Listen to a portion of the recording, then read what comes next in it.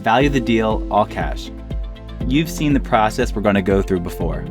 It was in the very first video, but that was many videos ago. Let's quickly recap how to value a deal like a pro.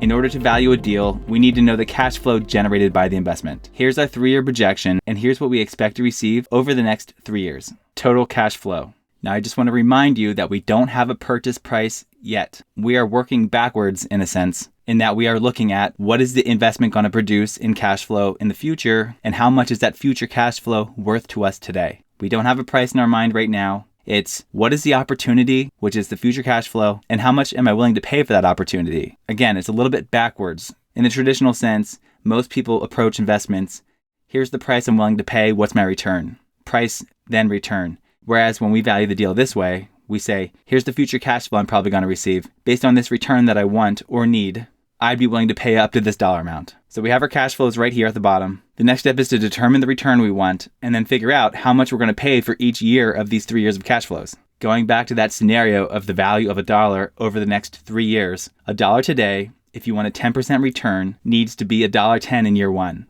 If you were to put $1 into an investment today and pull it out in 1 year, you need to pull $1.10 out if you want that 10% return. Now, for each dollar you put in today, if you're going to pull it out in 2 years, you need to pull $1.21 out if you want a 10% return per year. And what that $1.21 in 2 years reflects is the 10% return you get in year 1 when you didn't pull out your money. We're assuming that you didn't pull it out in year 1 and you're only going to pull it out in year 2. And as you enter your second year, you're no longer entering the second year with $1. You're entering with $1.10. So you get a 10% return on the $1 and you get a 10% return on the 10 cents you already got a return on.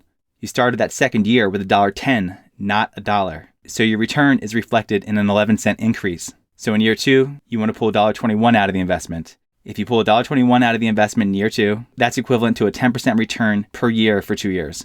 And the same in year 3. Any dollar you put in today, if you're pulling it out in 3 years, you need to pull $1.33 and 1/10 of a cent out. Otherwise, you won't have a 10% annual return. Now remember these numbers for year 1, year 2, and year 3, the $1.10, $1.21, and $1.33 and 1/10 of a cent, because we need to divide our total cash flow for each respective year by the dollar amount in that year. So you can see right here in year 1, we have the year 1 cash flow divided by $1.10. And then in year 2, we have the year 2 cash flow divided by $1.21. And then in year 3, we have the year 3 cash flow divided by $1.33 and 1/10 of a cent. And at the bottom is the value of that money today. If we were to invest money today, that's how much we can invest if we want the money at the top. So what we do then is we add all the today value dollars at the bottom together to get the total purchase price, which is $362,132. And that's if we want a 10% return. We can pay up to that amount. I mean, you obviously want to try to pay less, but we can pay up to that amount if we want a 10% return. So let's go see this in action.